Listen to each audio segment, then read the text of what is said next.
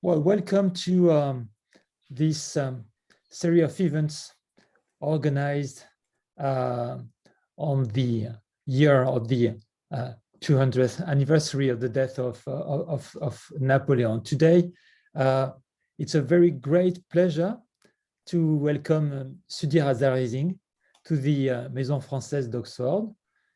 Sudhir is a friend of the Maison Française. He was some years ago a member of our Oxford committee, and he has already participated in many of our seminars. Well, he's a member of Balliol College. He's an historian and a political scientist whose work explores the intellectual roots of contemporary French politics.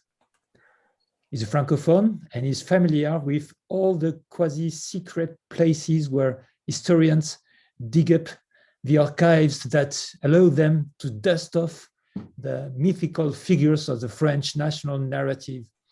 It doesn't hesitate to tackle the main references of French history, and in particular, those about whom the country, France, likes to quarrel when it's about assessing their place, their role, their contributions, but also their faults and even their failures. He published books on Napoleon, the legend of Napoleon in 27, the Saint Napoleon 27, and De Gaulle, le mythe gaulien in French in 2010. But in addition to this, there has been the analysis of several important structures for the understanding of how the Republic becomes the dominant regime in France after 2/3 of the centuries of hesitation. The books are The Jacobin Heritage, 2002, The Freemasons, 2001, The Intellectual Founders of the Republic, 2005, and Gambetta's Prefects, 2007. It is therefore natural that we thought of Sudhir Hazareesingh and his latest book, Black Spartacus, when we decided on a scientific program for the 200th anniversary of Napoleon's death at St. Helena. Please yet note down in your diary the book presentation of Les Impériaux from Aurélien Lignereux on the 25th of May. So thanks to this book, Black Spartacus, we can open this cycle in an ideal way. Firstly, by a geographical and a political decentering from the West Indies, far from Paris, in the territories of the first French colonization, in contact with other European powers, England, Spain, and the young American Republic. Secondly, by tackling two themes that have caused, if we can accept the French expression, des accidents mémoriels, and lively media and political debates in France, meaning the abolition of slavery and decolonization. All of this is based on a major and mythical historical figure, Toussaint Louverture. The book shows us his trajectory from his rise to his fall and finally to his death in one of the most alien places possible to Haiti, the Fort de Joux in the Jura Mountains. It shows us all the facets of the character, the liberator, the man influenced by the Enlightenment ideas, the military leader, but also the diplomat with this fascinating section of the book where he sends his treasurer Bunel to meet the American President Adams and ask him to reestablish the commercial links with Haiti. The book also shows us in a fascinating final chapter how Toussaint became the first Black superhero of the contemporary era. I quote the book, from the emancipation movement in the United States to Fidel Castro. So, Sudhir, now the floor is yours. Thank you very much, Pascal. Thank you to all of you at the Maison Française for this invitation. And it's a great honor to kick off this series of conversations. Just a word, excuse me, Sudhir, because we will be recording the conference. Please, could you stop your camera, please, everybody? Thank you very much, except Sudhir. Thank you very much. So it's really a great pleasure and honor to kick off this this series on in this very auspicious year of the Napoleonic celebration. And at the end of my presentation, I'll say something about that and the kind of bataille des mémoires that we sometimes have seen about these kind of conflicting personalities of Napoleon and Toussaint Louverture. But what I'd like to do basically for the next half hour or so is just to present the main outlines of the book. And I think the best way to start for those of you who are not entirely familiar with the history of the Haitian Revolution is just for me to give a quick summary of that revolution. So the colony of Saint-Domingue in the Caribbean was France's wealthiest colony in the late 18th century. It was known as the Pearl of the Antilles, la Perle des Antilles. Its population was about 30,000 white European settlers, roughly the same number of mixed race people, and 500,000 black slaves by the late 18th century. Now, these slaves had no civil and political rights, of course, that's what slavery was. And between 1789 and 1791, when the French Revolution starts, the slaves turn to France and hope that the French Revolution will grant them the same freedoms, you know, liberté, égalité, fraternité, that had been granted to the French people.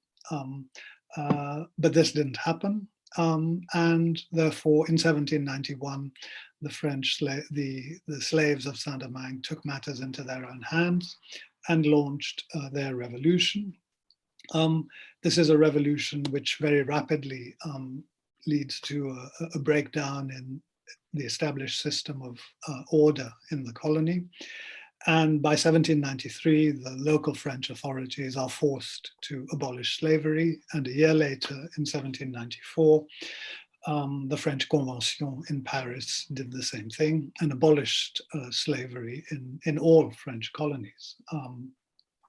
The Black revolutionaries in Saint-Domingue then continued the fight to free their colony from Spanish and British occupying forces, because the British and the Spanish had by then also tried to establish full control over the territory.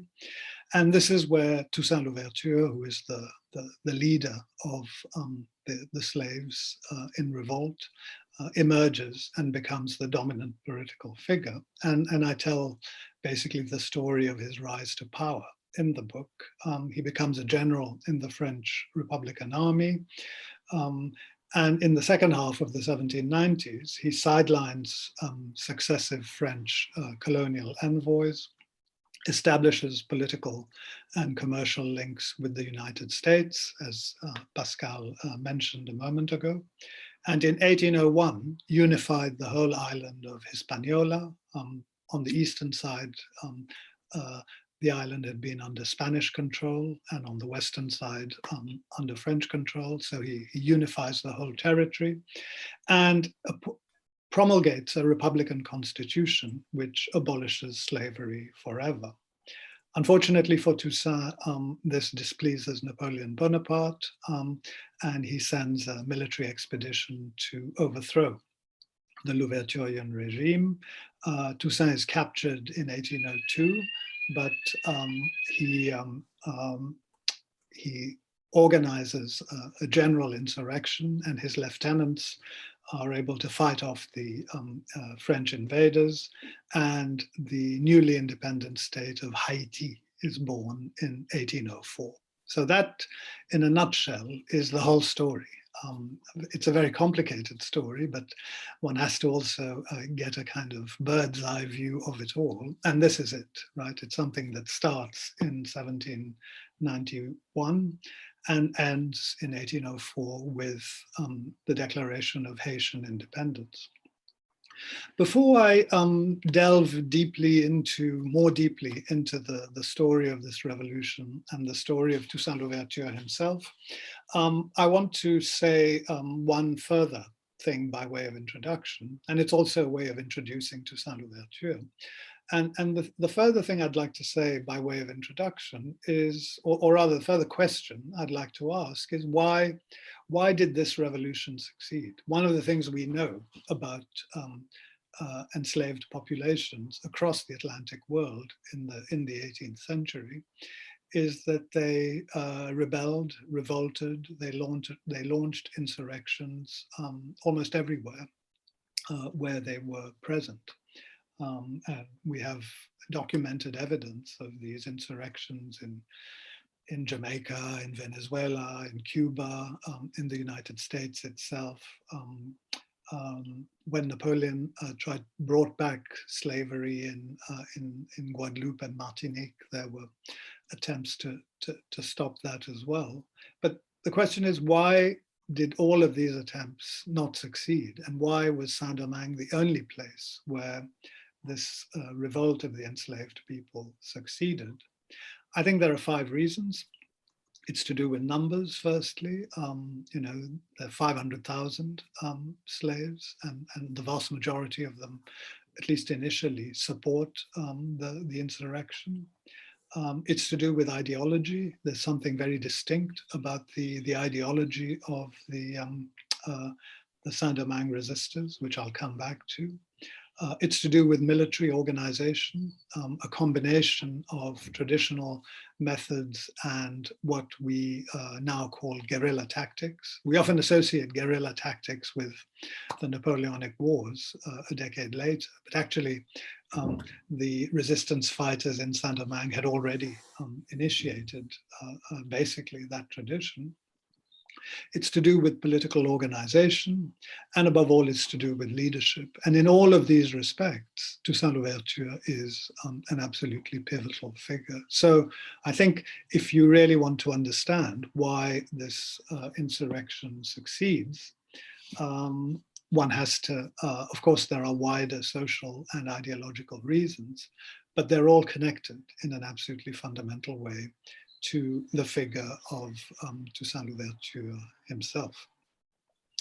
So what I'd like to do is really to divide my talk into 7 broad themes. And these are themes that are specifically about Toussaint Louverture himself, but they're also themes that connect Toussaint to wider aspects and wider dimensions of the revolution in Saint-Domingue. Because I think one should avoid the old,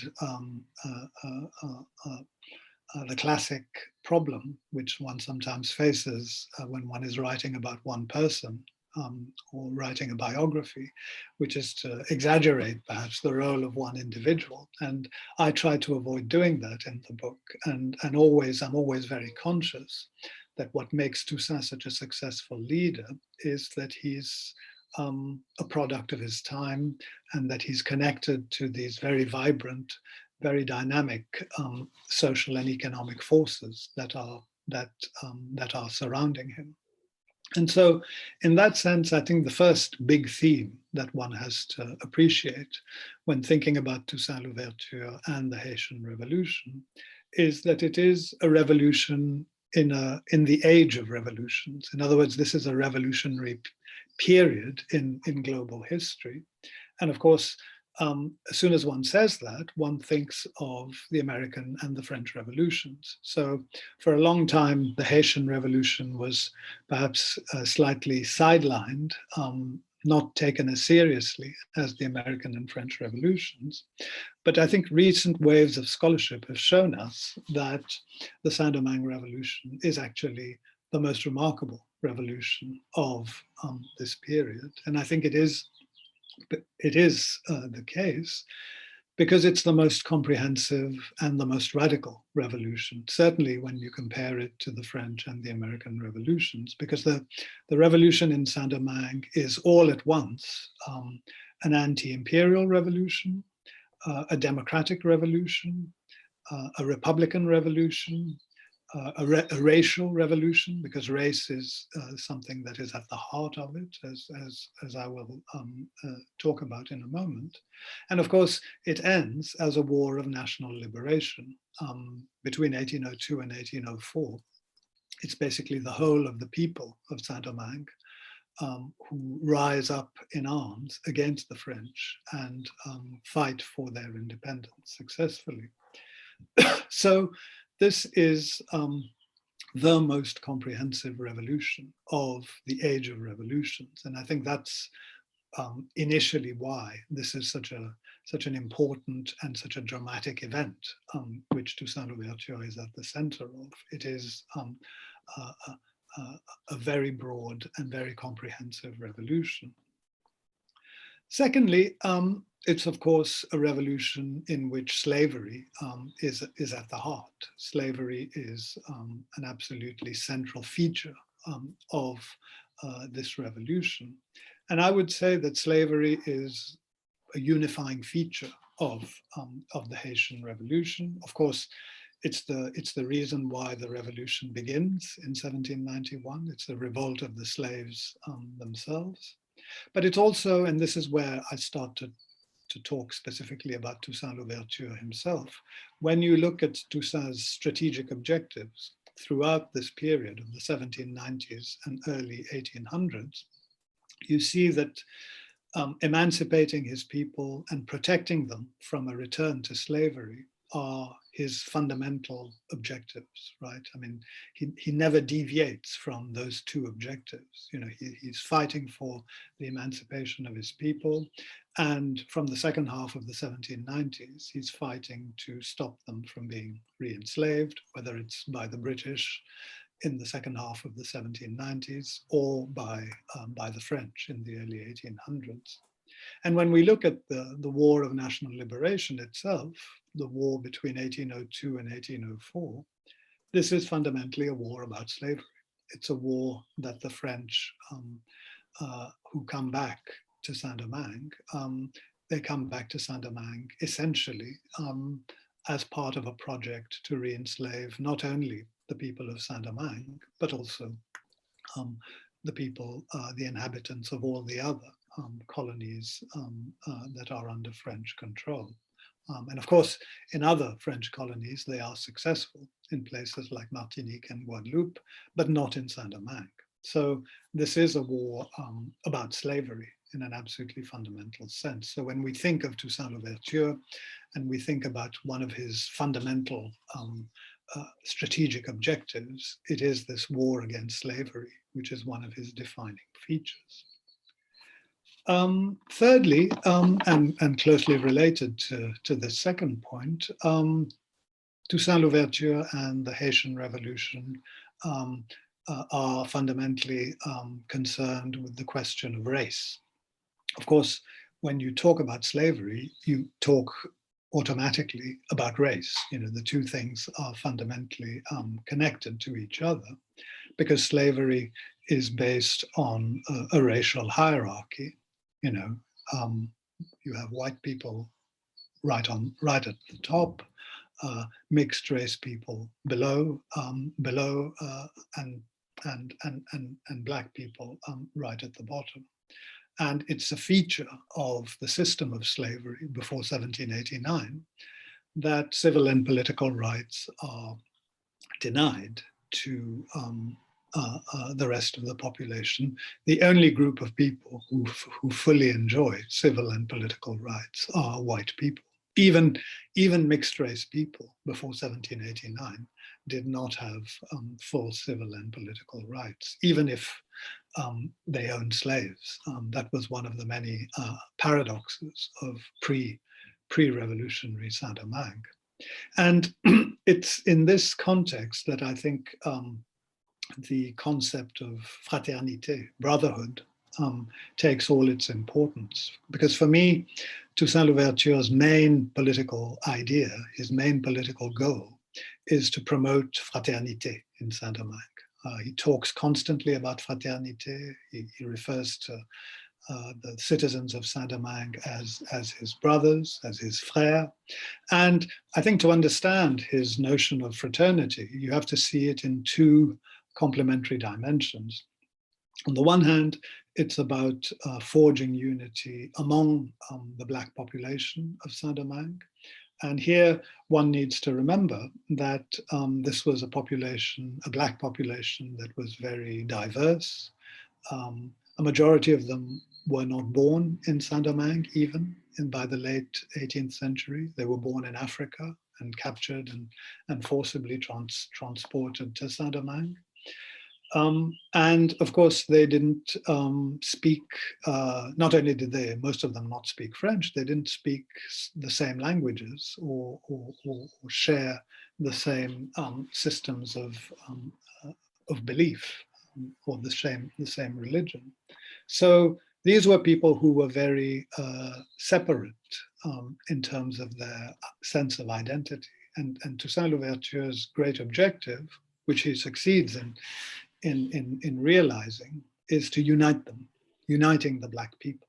And that is what, in a sense, makes possible their victory against the French in the early 19th century. So fraternité is about uniting the Black people of Saint-Domingue, but it's also about uniting all the populations, because what Toussaint wants to build in the colony is what we would call today a multiracial republic. He wants Black people, mixed race people, and white people to live together side by side on the basis of liberty, equality, and fraternity. And so this is a revolution that wants racial equality on the one side. And when you look at what Napoleon is after, Napoleon is basically trying to restore the old racial hierarchy. And it's very useful on this anniversary moment to remind ourselves that Napoleon, when he sent his troops to restore slavery in the colonies, also banned Black people and mixed race people from entering the metropolitan territory. It's a little known arrêté, which Napoleon's admirers would prefer us to forget, but it's the arrêté of the 6 Messidor en 10, which basically makes it almost impossible for anyone who is Black or mixed race to enter France. So this is really a racial counter-revolution, which Napoleon is trying to lead from the early 19th century onwards. So race is absolutely central to understanding the story. Fourthly, of course, it's a story about one individual and one individual leader, and I spend a lot of time really across the book detailing Toussaint's personal qualities. And it seems to me, even though we live in an age where we talk a lot about social and economic history and are a bit skeptical of the role of individuals, I think, I'm very open about and not at all defensive about the fact that in the case of the revolution in Saint-Domingue, individual leaders in individual leadership played a really important role. And Toussaint Louverture was, I call him the first Black superhero of the modern age. That's because he has really quite an extraordinary combination of talents. He's someone who is a warrior. I mean, a lot of his successes are successes that he wins on the battlefield in the 1790s. He's a very intrepid and very courageous warrior, but he's also a philosopher. He's also a liberator. He's also an administrator. He's also a nation builder. And you see all the extraordinary qualities that he brings to bear in all these different roles that he pursues and carries out, very often at the same time. And you might ask, well, how did he manage to do all these different things at the same time? Well, part of the answer is by not sleeping very much. One of the known facts about Toussaint Louverture was that he only slept about 3 or 4 hours every night. He was constantly on the move. He had 5 secretaries to whom he dictated night and day. And, you know, it's estimated that at the height of his power, he was dictating something like 200 letters every day. So there's something really extraordinary about him as an individual. And of course, he had charisma, which is this mysterious quality that we can never properly define, but which made his followers really follow him, idolize him, and in many cases believe that he was a god or someone who was sent from God. And under this heading of leadership, I think I should also mention the other extraordinary thing is to see the coalition of support that Toussaint enjoys by the late 1790s. It's an extraordinarily broad coalition. It includes, of course, the former slaves, the vast majority of whom support him, but it also includes the majority of the white population who idolize him as well. They regard him as their hero, their defender, their savior.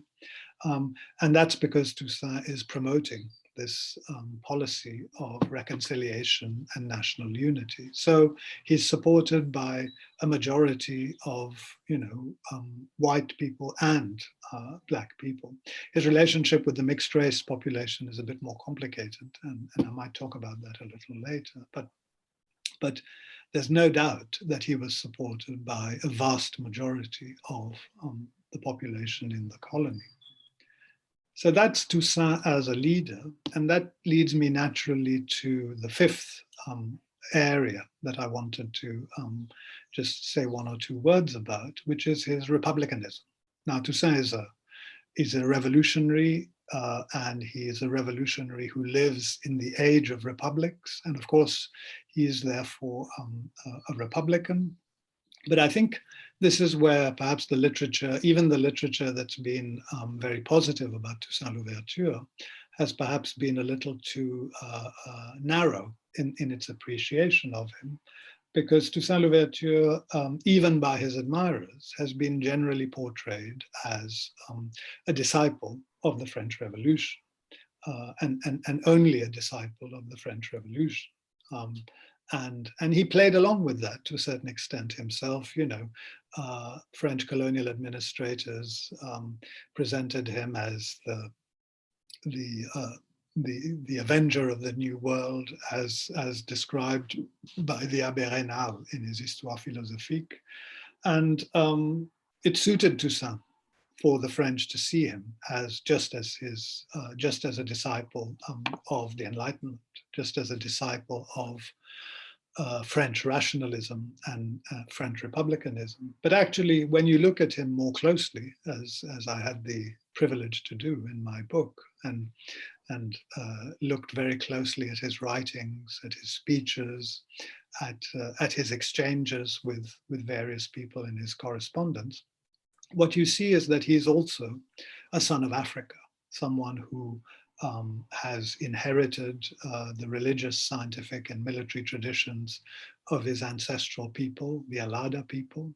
His father was a senior officer, a senior official in the Kingdom of Alada, but he's also a son of the Caribbean, and he's someone who is fully immersed in the various belief systems of 18th century Saint-Domingue.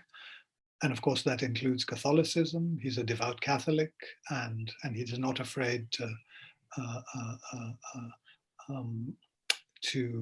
parade his beliefs in public, even though in the 1790s, it's not necessarily something that the French Republican authorities are very happy with. But he's also someone who is at least spiritually connected with the Vodou religion, which is the natural religion, which is emerging at the time in Saint-Domingue.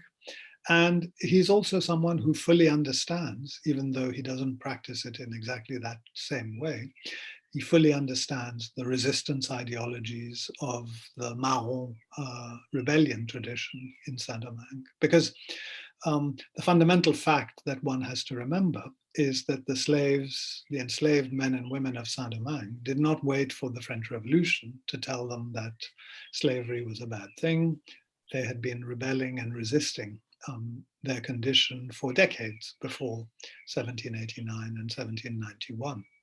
And that tradition of, that indigenous tradition of resistance, which is sometimes called Macandalisme, after François Macandal, who was one of the great Marron leaders in Saint-Domingue. That tradition is one that Toussaint Louverture understands as well. So when we think of his republicanism, and this is what I argue in the book, we should really think of his republicanism as being one which is very fluid, diverse, Creole, as we sometimes say in political theory. It's a Creole republicanism. It combines or un républicanisme métissé, as they sometimes say, and it's a republicanism that combines, therefore, all these different characteristics and qualities.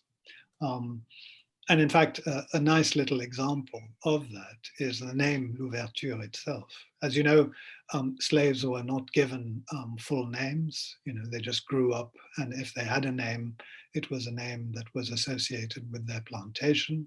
So until 1791, Toussaint is known as Toussaint Breda.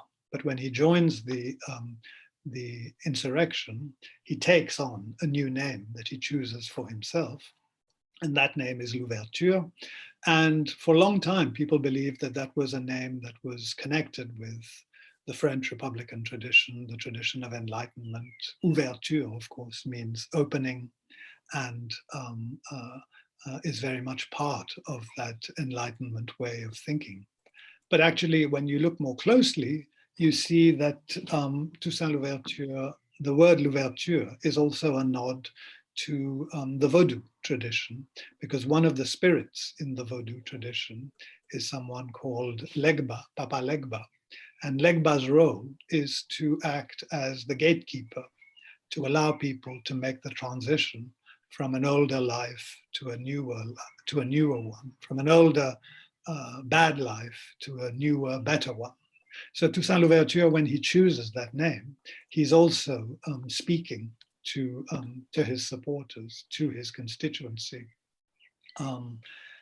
in Saint-Domingue. And therefore, I think that's a very good example of this Creole republicanism. Sixthly, I want to just very briefly, I mean, if you have questions about it, I'm very happy to answer, but there is, as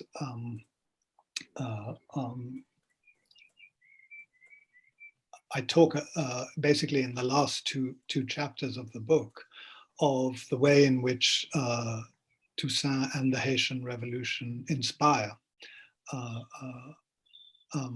the tradition of resistance to slavery and the anti-colonial tradition in the 19th and 20th century. And, you know, it is really a remarkable story. And it's a story which is as rich as, you know, the story of other revolutions that we could think about, the French Revolution, of course, but also the Russian Revolution. In other words, these were not just revolutions that had an impact on their own populations. They also served as an ideal for emancipatory aspirations and practices widely across the world. And you see it with Toussaint and the Haitian Revolution. It inspires fights against slavery across the Atlantic world in the 19th century, you know, in America, in Spanish colonies, in British colonies. And what's extraordinary is that in the 20th century, in the fight against colonial rule, you see Toussaint Louverture being one of the intellectual inspirers of the Negritude movement, for example, with people like Senghor and Aimé Césaire. And so this is a tradition of inspiration, which is very rich and which continues, I think, all the way up to the present. And that connects me very nicely to the final theme, which I wanted to touch on, which is really the debate in France about colonial memory and colonial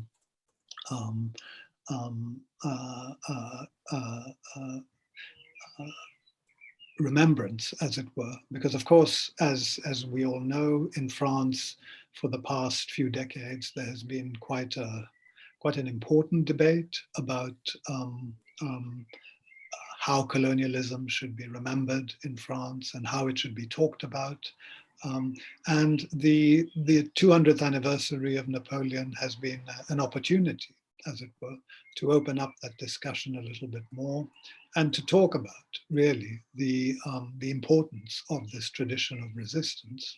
And I think what Toussaint Louverture really symbolizes is the fact that when we think about the emancipation of the slaves, and this is true also of Britain, and it's true also of Spain and of the United States, we have to bear in mind that this was an emancipation that the slaves themselves played a major role in. There were, of course, enlightened people in the metropole who played an important role in enabling this emancipation to happen. But it was largely the enslaved peoples themselves who fought for their emancipation and fought for their liberation. And that's why Toussaint Louverture and the Haitian Revolution are such important moments, I think, in the history of emancipatory practices. And that's why I think it's very appropriate that since 1998, there has been a plaque honoring Toussaint Louverture in the French Panthéon. And it's important to remind us, particularly in this anniversary year commemorating Napoleon, that actually the authentic Republican and revolutionary tradition was one that continued to be carried by people like Toussaint Louverture. So on that note, I'll thank you very much and hand over the floor back to Pascal. Thank you.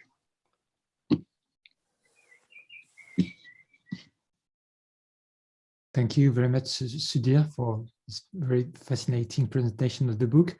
So I will let the floor to my two colleagues, Laurent Brassart. Thank you very much for having the idea of this series of Napoleon, and Yves Sintomer will be leading the discussions. So Laurent and Yves, it's up to you.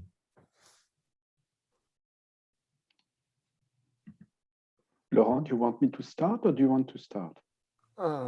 Please start. Okay. So thank you for accepting to present your book with us at the Maison Française. I found this a very great book. And I must say that as a French scholar and citizen, I am a political scientist. I'm not an historian. I am a bit ashamed that we have no scholarship on this issue, which would be comparable in terms of density, quality, and scope.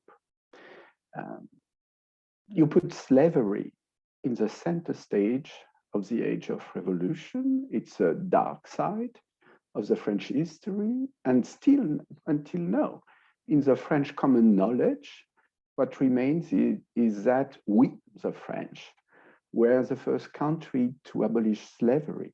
And this is true. But what came before and after only begins to be known, and the opposition of Napoleon to emancipation and the extermination war, which was led against the Haitian Revolution, is not something that most people in France know.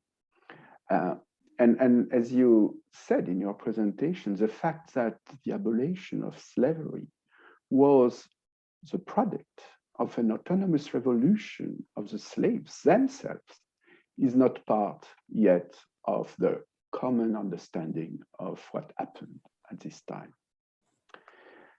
It begins to change, but we are still halfway, or not yet halfway, in the long way of putting this in the center of the common knowledge.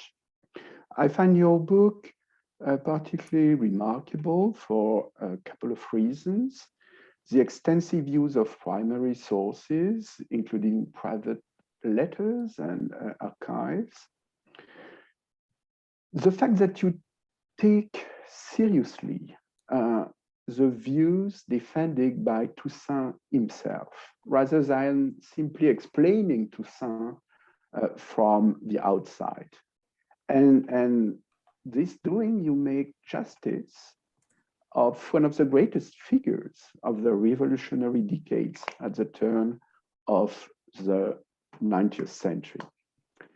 I think it's really a decisive step in the literature on this subject, on the Haitian Revolution, 80 years after the seminal book of C.L.R. James, The Black Jacobins.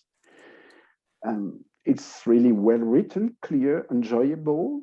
You have a style which is really makes it possible for average interested citizens to read this wonderful story, but it's also nuanced and scientific analysis.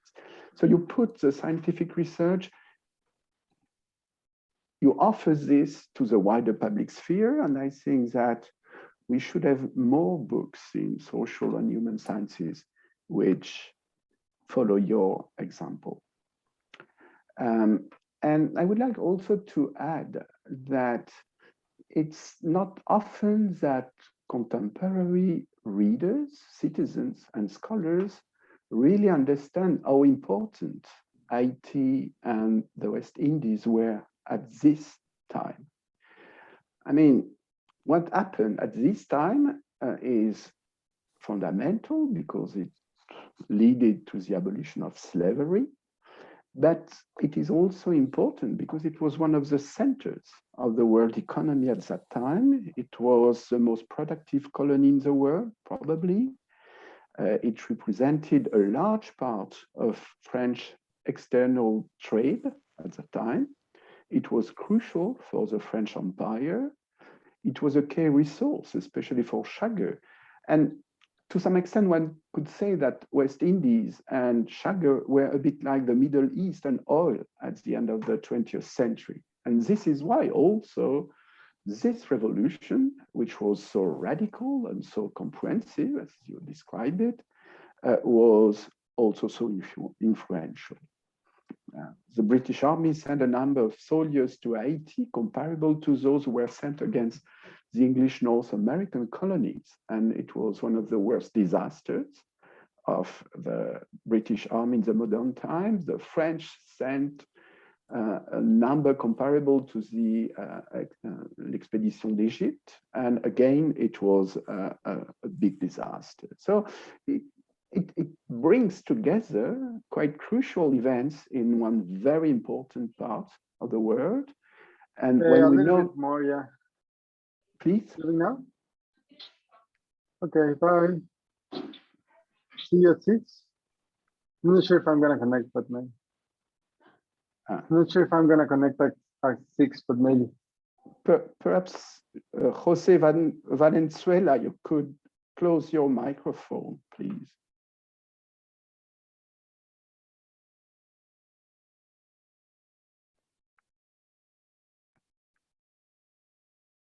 Okay. So it was a crucial event in a crucial place of the world, and I think that you make sense of it. In addition, among all the theses that you demonstrate, I think that you are quite convincing, and it is crucial to understand the imaginary that motivated Toussaint and to a certain extent the old revolution as a synthesis of French republicanism or European republicanism, Catholicism, and African traditions in the context of West Indies. And this means a twofold critique. It's a critique against the diffusion thesis, which claims that political inventions come from came from Europe and then were transferred to the rest of the world. Against those who see Toussaint as a mere black Jacobin, a byproduct of the French Enlightenment and Revolution, which was the mainstream view, at least outside a small circle of specialists.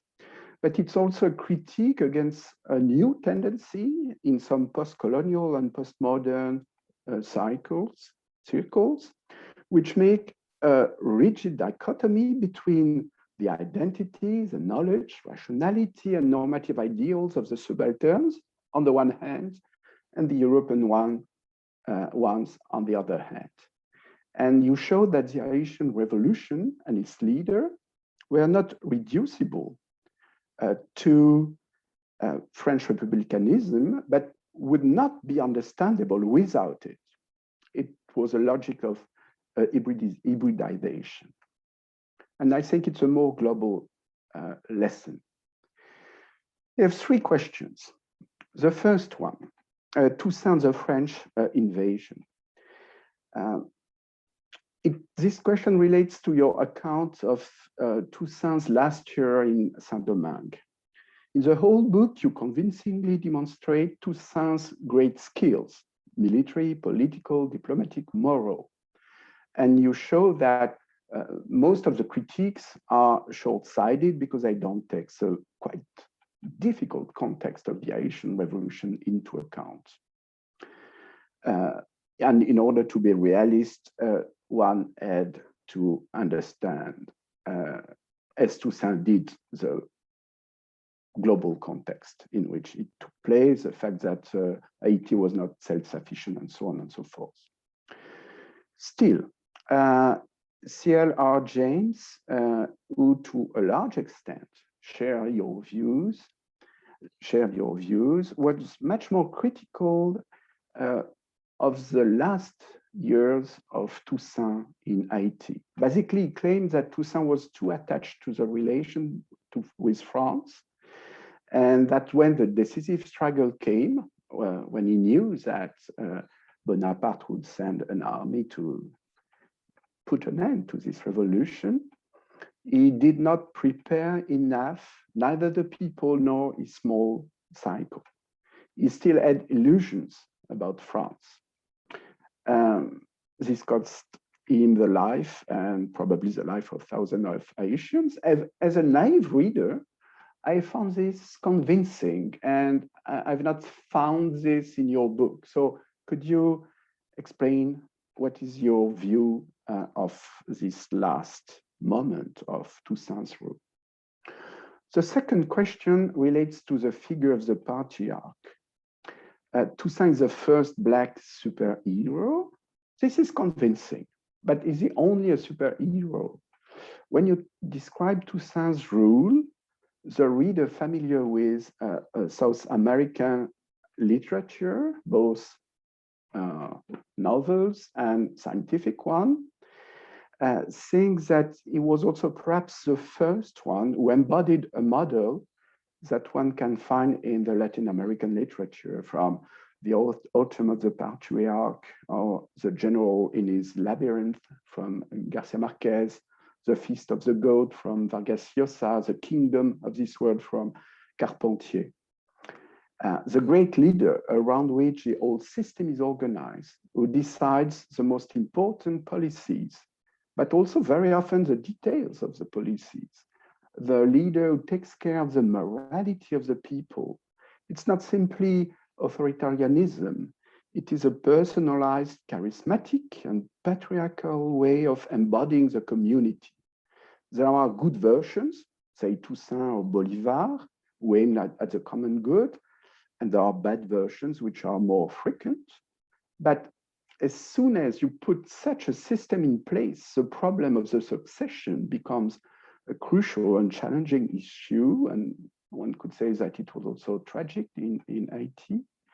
And precisely because bad leaders are more common than good ones, the risk is that the heritage will be a disaster, or at least partly a disaster. And you give a lot of elements about this, but you don't you don't face the issue, it seems to me. The last question is, where are the women? Fraternity was crucial for Toussaint. This is quite convincing for those who read your book. But to what extent does fraternity include women? There are some women in your book, but they are marginal. There are no systematic development on them, and readers don't know really what their situation was in the various groups which composed Haiti. What was the behavior of the revolutionary leaders with women? What were Toussaint's ideas about, and what was Toussaint's behavior with women? What was the agency of women in this story? For sure, I imagine that it's difficult to find this in the sources, but could you tell us more on this issue? Thank you.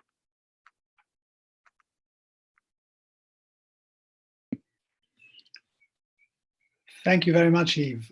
Would you like me to respond now before Laurent? I don't know, Laurent. What do you think? Laurent is a master of this event, so I just follow his advice. Well, I'll happily. First of all, thank you very much for the very nice comments about the book, and I think your three questions very much highlight some of the difficulties that I encountered in trying to tell this story, because it isn't an easy story to tell comprehensively, and there are still areas where, for lack of very good evidence, I decided not to try and say as much as I would have liked. And in a way, taking your points in reverse order, I think that especially applies to the role of women, because I mean, there were women in the revolution throughout this period, but unfortunately, they were the actors who were least likely to leave any sort of written record. And we know this as, unfortunately, as a sort of general feature of the history of women, that often their voices don't get recorded. And indeed, historians are now finding, or rather revisiting, even the history of resistance to slavery and writing women back in, because for a long time, the history of the resistance of the slaves themselves has tended to focus on masculine figures. And we now know that women played an absolutely fundamental role throughout this period. And this is true also of the revolution in Saint-Domingue. And I should say, one of the very nice things about this moment of commemoration is that Solitude, who is this wonderful figure of resistance to re-enslavement in Guadeloupe, is now going to get, now has, or will have a statue in her honor in France, in Paris. I think it'll be the first Black woman to have a statue in her honor. Toussaint is someone who uses women in his army, and there are many women fighters, and you see it both at the beginning and at the end of his rule. But there's definitely a contrast between this very progressive, emancipatory role that women play and Toussaint's own personal political philosophy, which is that of a traditionalist. This is where his Catholicism perhaps kicked in quite strongly, and he tended to believe that outside of extraordinary circumstances, right? In other words, when you were building a society, that women should play a relatively traditional role. But that's the distinction that I would make between, on the one hand, revolutionary moments when women are actually involved all the time in the struggle, and moments of normality, if you like, where women play a rather more traditional role. These are not he's not especially known for his progressive views on the role of women in general terms.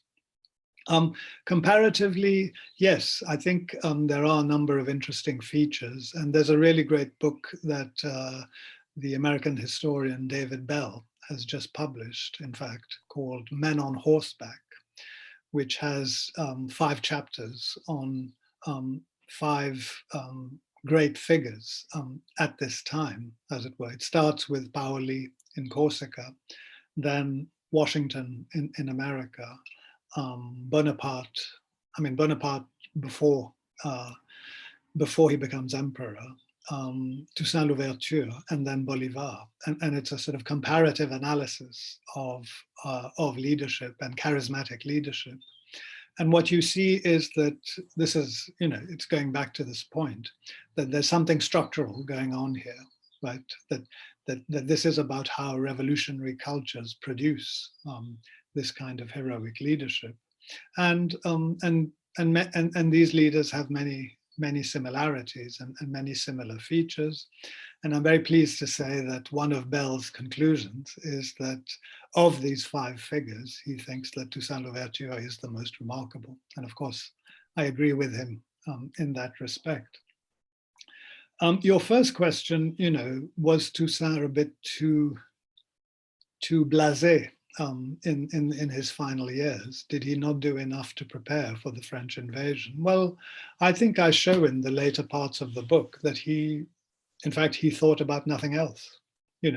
I think that if you ask yourself, why did he go to the trouble of promulgating a constitution in 1801? You have your answer there. The reason why he promulgates that constitution is because he knows the French are coming. And therefore, he's trying to prepare the ground for stopping them from legitimizing the restoration of slavery.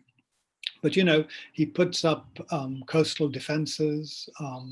The question that C.L.R. James asks, which is a relevant one, which is, why didn't he bring the people in with him? I think that is an interesting question, because Toussaint does all of this, as it were, almost secretly. And so he doesn't involve the whole of the population in the build-up to the resistance. But that's because he was trying to, I think until the very last minute, he was hoping to dissuade the French from invading, right? He thought that common sense and reason would prevail, and the French would realize that sending an invading army to overthrow the revolutionaries in Saint-Domingue would fail. Unfortunately, Napoleon miscalculated, but that wasn't Toussaint Louverture's fault. Toussaint Louverture, I think, did everything he could to prepare for the invasion, and then when it happened, he began to organize the resistance for it.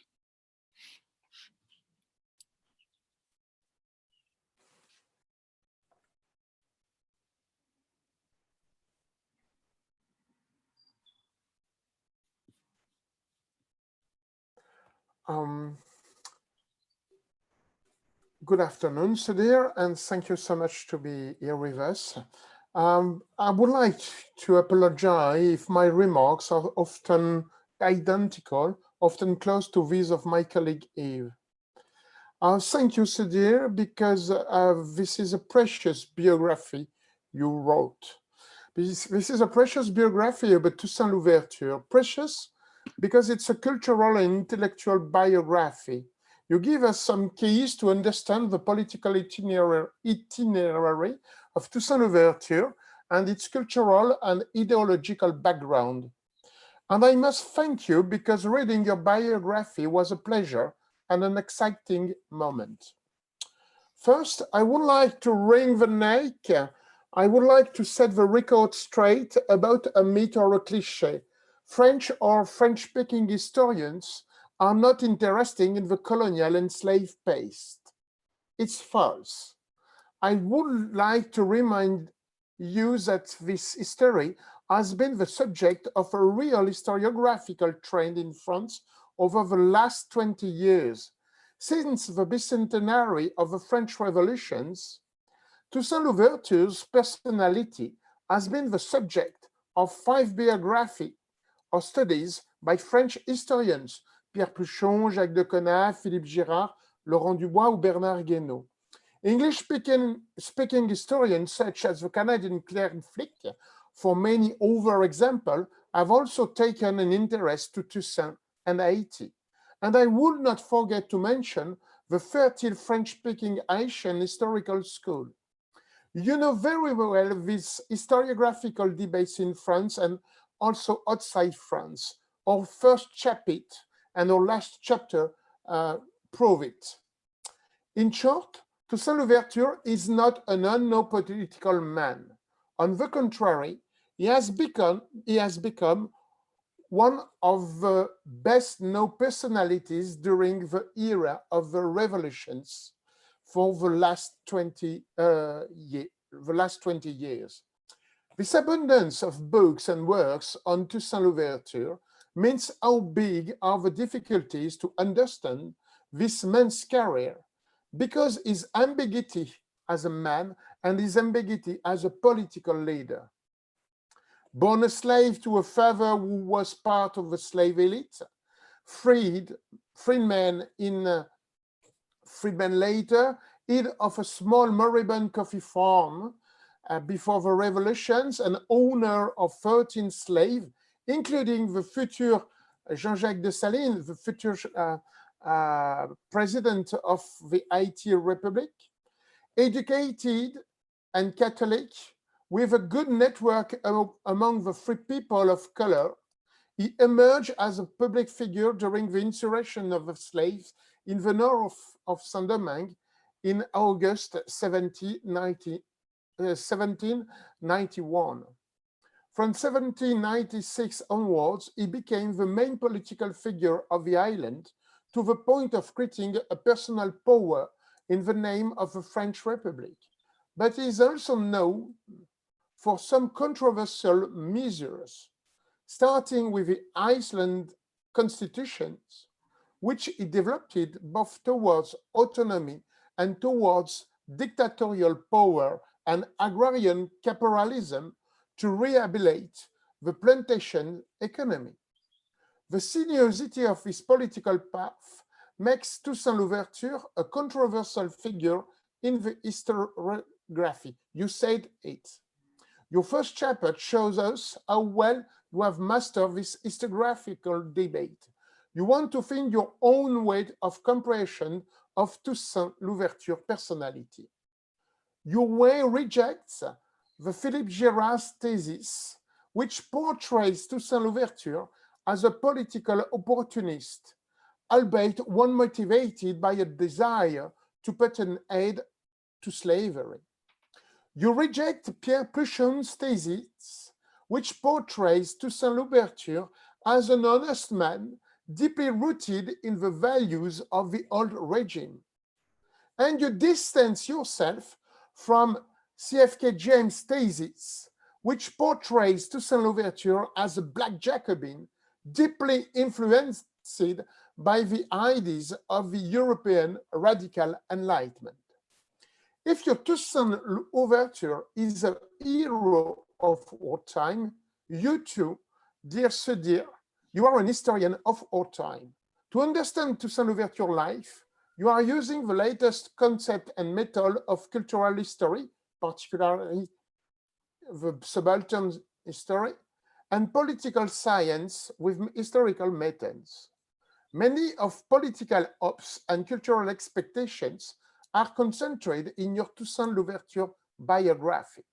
In sum, your Toussaint Louverture will be closer than the Jacques de Conat's Toussaint Louverture book, a precursor of the expectations of our time. If I have understood your book correctly, the main characteristic of Toussaint Louverture will be a mixed and hybrid toast, what in French we could name une pensée métisse. Une pensée métisse made of the contributions of the Enlightenment, pragmatisms, African culture, Creole culture, and European culture. The second characteristic will be a mixed and hybrid mode of actions that you present excellently in your page on Toussaint Louverture as war chief, or philosopher, or administrator. For example, the tactics of warfare stemming from marooning coexist with classical European warfare. Moreover, this passage is at odds with David Bell's thesis on the affirmation of a culture of total war during the French Revolution and the Napoleonic Empire. You show how much Toussaint Louverture intends to maintain a right to war against his enemies.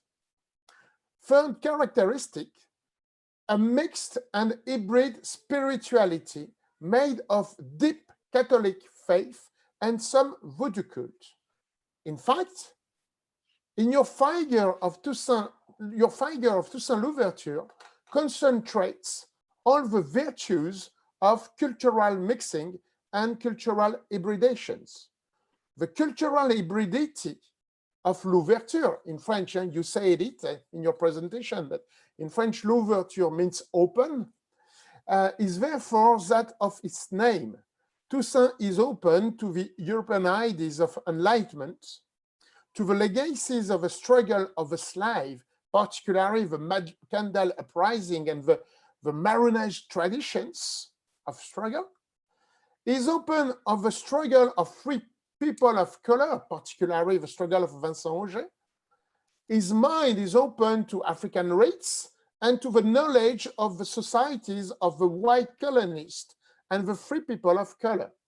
He condenses in himself all the rival culture of the Caribbean colonial societies, which he was able to hybridize marvelously. That's why he succeeded to unite the different Black ethnical powers among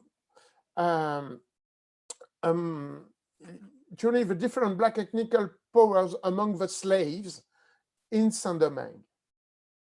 This hybrid thinking, cette pensée métisse, this mixed right thinking makes Toussaint Louverture the common denominator of all the micro-societies that make up colonial society.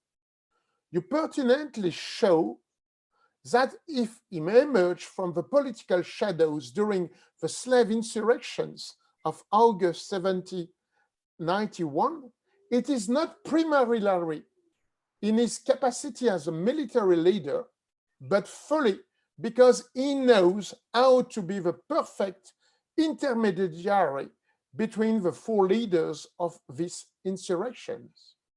You saw this again in his use of language, switching from Creole to the most literary French.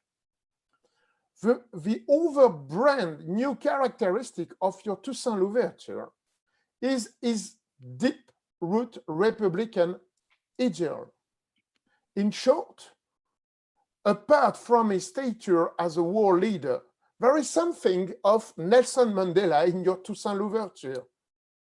Toussaint Louverture invented the rainbow societies before its time, since his resolute and constant project to create brotherhood between men of different colors in freedom and equality. As Nelson Mandela succeeded thanks to his constant dignity and his huge charisma. As Nelson Mandela, he worked for a social and national reconciliations beyond the race issues. May I ask you if you didn't think of Mandela when you wrote your book? Another good originality of your book is to assert the coherence of Toussaint Louverture's political career. The French historian Philippe Girard had described Toussaint Louverture as an opportunist man, a political opportunist, albeit driven by a desire to abolish slavery. In your book, you describe Toussaint Louverture, who was constant in his struggle to abolish slavery and create a multiracial society. In your opinion, this constancy will justify his very shifting political strategy. Hostility to the French Revolution, which did not abolish slavery, support for the slave insurrections in 1791 against the French colonial power, a move to the service of the slave-owning Spanish monarchy against the French Expeditionary Corps, support for the Republic in 1793, playing the French Republic card to the full Governor Lavaux until his departure in 1796, and then, after a falling out with the two over French envoys Sontonax and Hédouville, he decided to defend the autonomy of Saint-Domingue with personal power. All these reversals would therefore be a simple tactical sense in the service of an ideal, that the ideal of creating a multiracial fraternity in freedom, a Caribbean republicanism, you wrote. Another strength, another great interest of your book is that you have built a global Toussaint, from his active years to now. The global Toussaint, we see him, especially because you have reconstructed all of his diplomatic actions thanks to the contributions of new documents you have found in the Spanish and British archives. This is a global Toussaint networker who appears. A Toussaint well aware of the international tensions in the Caribbean area, from which he sought to benefit in order to establish his political project. The pages you devote to his contact with the British envoy Maitland to negotiate the British withdrawal from Saint-Domingue, and which Toussaint Louverture used against the French governor Hédouville, with whom he is in conflicts, are particularly clear about his huge diplomatic sense. Your Toussaint Louverture embodies the greatness of the mixed rights thinking, the charisma and rectitude of an avant-garde political and moral struggle, the proof in the pudding of racial equality. Your Toussaint Louverture embodies our current dream of a more fraternal and egalitarian society without discriminations of race and gender. Your Toussaint Louverture is the global influence political man. He is the bearer, he is a symbol of a new Republican current, a new Republican way, a new Republican thought, discentered from the American and French models. Beyond Toussaint, you show the singularity of a successful radical revolution and how a slave riot become a radical revolution. But your Toussaint Louverture is a total superhero. And your book is the great monument that Toussaint Louverture lacks outside Haiti. But are you aware that your Toussaint Louverture is such a perfect man? Your book doesn't find much wrong with him. This is not a black and white biography. Toussaint Louverture is always in light. Of course, you do not hide the dictatorial drift of his personal regime. You do not hide his agrarian caporalism, where for economic reasons, he decides on the forced labor of free black farmers in the plantations of white owners. Of course, as an excellent historian you are, you want to explain these political reasons, which have fueled the historiographical controversy, but you are rather indulgent towards Toussaint. You build the new face of the new hero our time expects. What can be said about his slave ownership before 1799? What can be said about his difficult relations with the over black or mulattoes Republican leaders, and especially Rigaud in the south of Saint-Domingue? And I know you had you talk about it with Yves. What about voodoo? Because Toussaint was a devoted Catholic, and his constitutions gave a lot of power to the Catholic Church to eradicate the voodoo rites. His tolerance with voodoo rites are maybe just tactical to unite the Black against the imperialisms. But with his victory and his personal power, there is no evidence that this religious tolerance would have continued. His constitutions even suggest the opposite. It could be a small nuance to Toussaint Louverture's idea of a Creole republicanism. And a provocative answer. Is it possible to imagine in the Toussaint experiment of personal power in Saint-Domingue the political roots of some dictator in the Haitians? True. It's a personal question. Why were you interested in Toussaint Louverture? Why did you become interested in Toussaint Louverture figure? And last questions. This book presentations take place about the Napoleonic year, a series of scientific events to mark the bicentenary of Napoleon's death. What does the life and death of Toussaint Louverture tells us about Napoleon, his politics, and his regime? Thank you, Sudhir.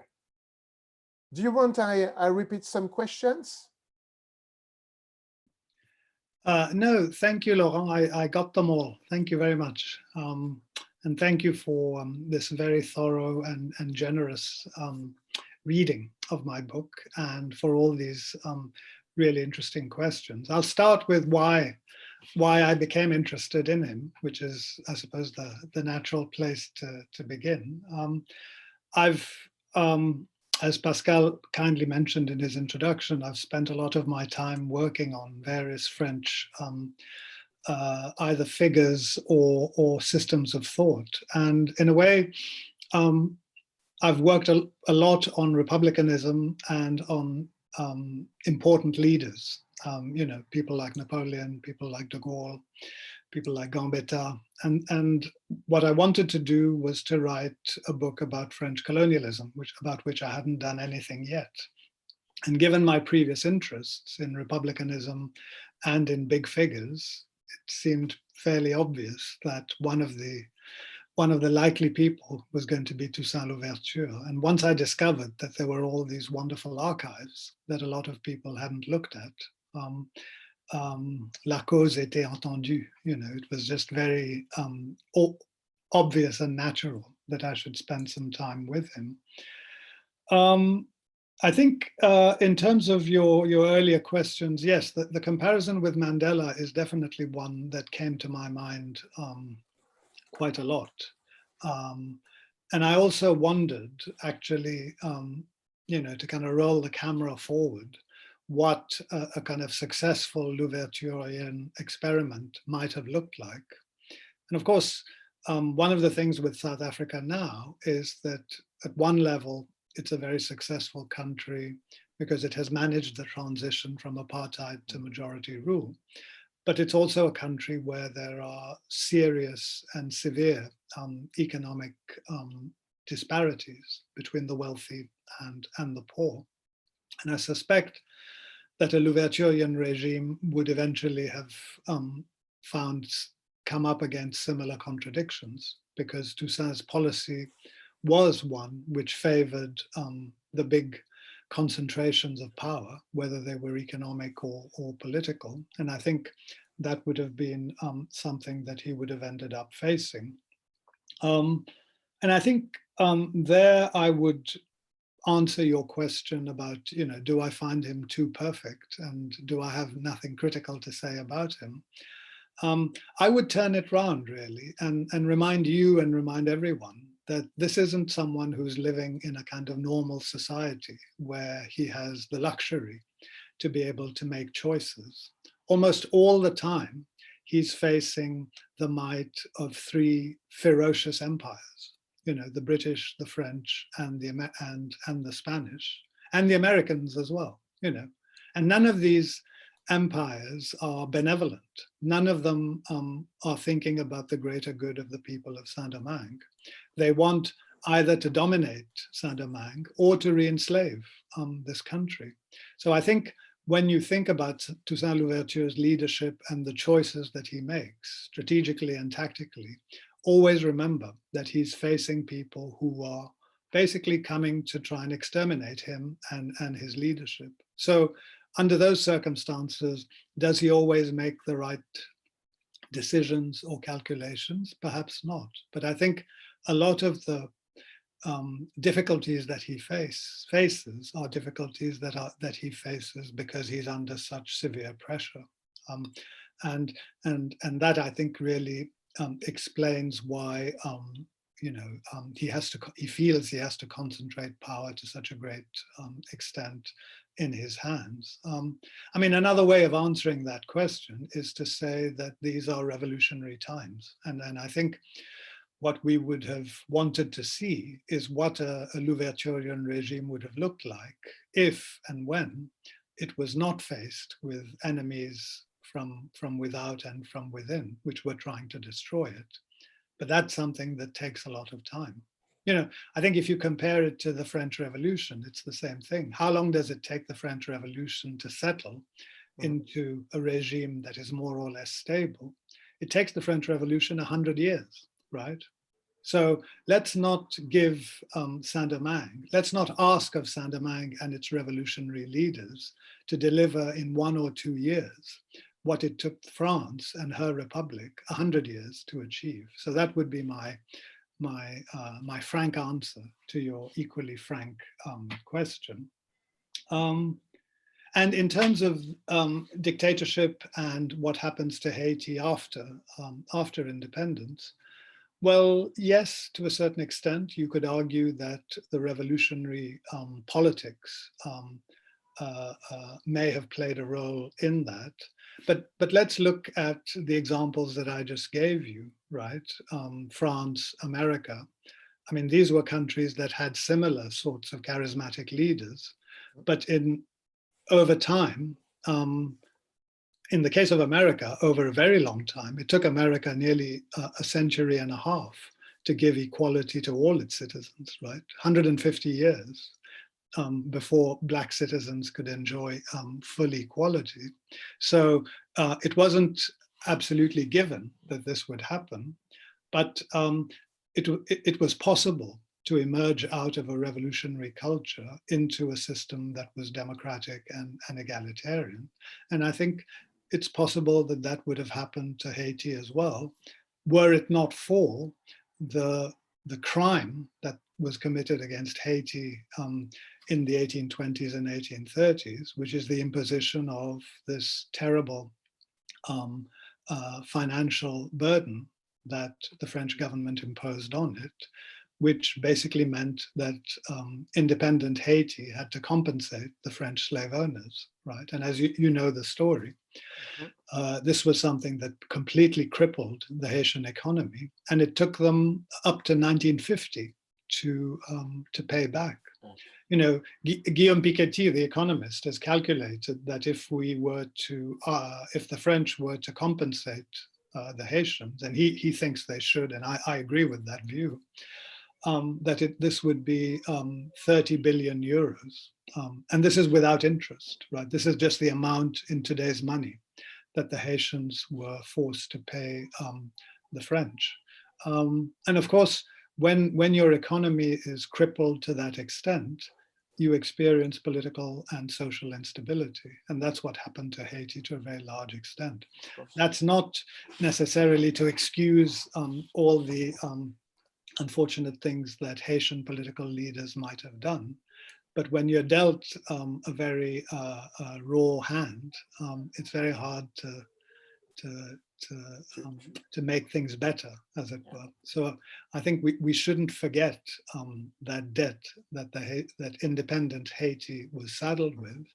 And, there's some very courageous and good organizations in France today, like the Fondation pour la mémoire de l'Esclavage, which is led by former Prime Minister Jean-Marc Ayrault, who have been campaigning for France to recognize this debt and to do something about it. And I think that's where we should focus our conversation if we really want to address this sort of issue. But thank you very much for all these questions and comments. Thank you very much, Sudhir. Pascal, I think the time now is... Yes, thank you. Thank you, Laurent. Thank you very much, Yves and Sudhir, for the conversation. Just we have an interesting question in the chat, which is, on the cover of the book, Toussaint wears a hat, which also looks like a Guinea fowl. Could you explain what is a Toussaint hat on the cover of the book, please? So there it is. It's a painting really by a contemporary Haitian artist, and it's based on a classic image of Toussaint Louverture from the 19th century. And the guinea fowl in Haitian tradition is a bird that symbolizes freedom. It was introduced in the 17th century, I think, by Spanish and French settlers. And as soon as it was introduced in the island, it ran away. It wouldn't remain domesticated. And so from the 18th and 19th centuries, the guinea fowl was associated with independence, freedom of spirit, and this is what this contemporary Haitian artist has done. He's taken Toussaint Louverture and put a guinea fowl on his head as a way of symbolizing this Haitian tradition of freedom. Thank you very much for this very nice image and this very interesting comment on how nature and history finally reunites at the end. So thank you very much, everyone. Thank you very much, Sudhir Hazareesingh. Good luck for your book, which has already a huge success. So please meet us on the 25th of May for the next conference with Aurélien Lignereux and his book, Les Impériaux. Thank you very much. Have a nice evening. Bye, everyone. Thank you. Is it possible to ask a quick question? Oh, yes, you can, sure. Sorry. I was with my granddaughter on the phone, and she's in Scotland. Yeah. Sudhir's wonderful talk and very interesting. My question: I am from Paris. I live here, of course. But when you mentioned that the Panthéon, that now Black statue. There is now a plaque about Toussaint Louverture in the Panthéon. Unless there was a question about it, could you tell us when it was decided? Because it's a big thing in Paris, in France, to enter the Panthéon. It's discussed, etc. So when was it? And do you think that it was a group that decided it would be useful to counteract the celebration for Napoleon? Sorry. Thank you very much, Beatrice. It was decided really in 1998. It was the government, which was called at the time the government of La Gauche Plurielle. And the person who was really behind it was Madame Christiane Taubira, who was, of course, the person who then went on to legislate the so-called Taubira Law of 2001, thanks to which we now commemorate every May the 10th the the history of enslavement.